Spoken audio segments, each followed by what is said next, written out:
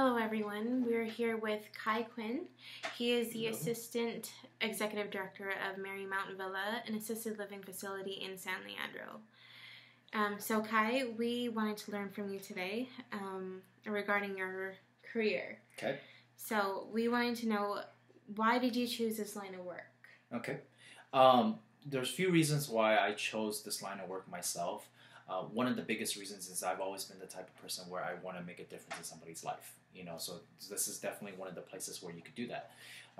Whether it's the smallest things to the biggest things, as long as you do it with the passion that, at the end of the day, the families will notice it, the people will notice it, you will make a difference in their life. So, with that said, that's one of the primary reasons why I did it. The second thing is, I went to school for business management. I always wanted to get into the operational field of a business and get up to a point where I am able to make a difference in the actual operations part of everyday management. So with that said itself, this position, the assistant executive director position, allows me to do that. There are ways where I can make a difference in people's lives, make choices for the communities to get by every day, to make it as a positive outcome for the families. Besides that itself, I kind of got into the whole senior industry due to my mom. She's been a wellness director in one of these communities through her whole life, and I used to hear it all the time from her, all the good things about it, and also the bad things about it too. So it's definitely wasn't nothing new to me. I like dealing with people. I like it. It doesn't matter from what perspective it might be. So this is definitely allows me to do that. And the second question that I have is, what do you like and dislike about this line of work? Well, I think there's a lot of things that are good about this line of work, and also there's some things that could be improved. One of the best things about this line of work is, you having the satisfaction of making sure that you're able to make a difference in somebody's life. Whatever you do, the smallest things to the biggest things, I think that's the biggest trophy satisfaction that anybody could have in this line of work. Besides that itself, the people that you work with, and they're very down-to-earth people. They understand, where you're coming from, where the families are coming from. So, the connection with the people is very good too. Some of the things that are not so great about this line of work is that there's a lot of favoritism in this line of work. The people that you work with, the partners that you work with, the vendors that you work with, it's a very cutthroat industry. So, people are always fighting for sometimes the wrong reasons. So we want to make sure at the end of the day that, we are here to help the families instead. So that's why. All right, Kai, I know you love this line of work, but looking back over your career, is there anything that you would have done differently? Okay.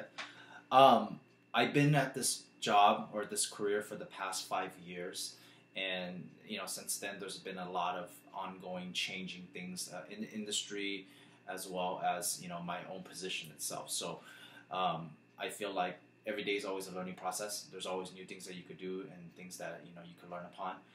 But as far as the question goes, to answer your question, what I would have done differently throughout the past 5 years is definitely get to know your relationships. Build those relationships either with your partners, with your vendors, even with your competition.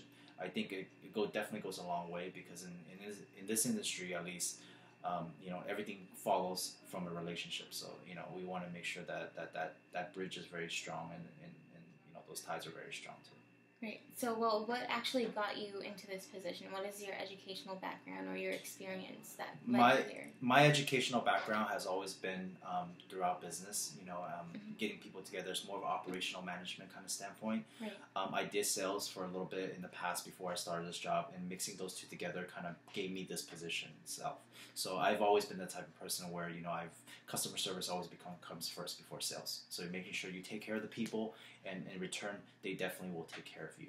So. Right. So did you have any education in regards to gerontology or dealing with the elderly? I did not. I mean, besides the fact that, the things that I've learned from my family, my mom being in the industry, everything's kind of hands-on, All right, last question, Kai.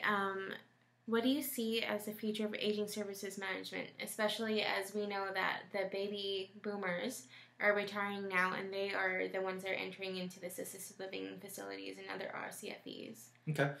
As far as the future in aging in an industry like this, I think you're very correct when it comes to the baby boomers. We've been seeing a little bit of them coming in. Not as much because they haven't reached that age yet. Right. But when the time comes, what we're seeing is a lot more different transitioning into different parts of the industry. You know, we have a lot of the residents that we get in nowadays.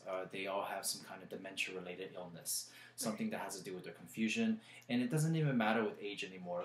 Majority of the residents that we do get are going to be in the elder, you know, the 75 plus range, but sometimes we do get younger ones too, and you know, we're not here to judge anybody.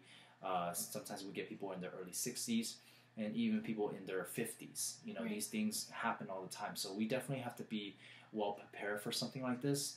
We want to make sure that our staff are trained, our caregivers are trained, as well as the management to be trained in taking care of residents that do have the dementia illness, as well as every other department in the company as well, because they are going to be face-to-face with these people on a normal basis. Right.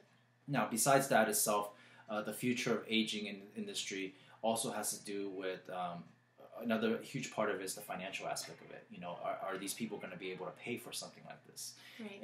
And the government funding situation has not been the best lately, and you know, this is something that I feel like has been a downfall in this community, in any community, in this whole industry, because only the people that are able to pay for a service like this are able to come, which shouldn't be that way. Private pay, right? Correct. So we want to make sure that, you know, we hope that later on the government, Medicare, Medi-Cal, somewhere along those lines, those funding sources are going to be able to approve of some kind of program where they could help the residents that are aging in place, you know, help them to have a place to be settled when they get to that age. So that's something that's very important that we should look into. Right, so it's a booming field. Good for everyone. It's a booming field. It's going to be changing a lot, and the insurance companies are going to be looking into a lot of different things too. All right, thank you, Kai. That You're was welcome. enlightening.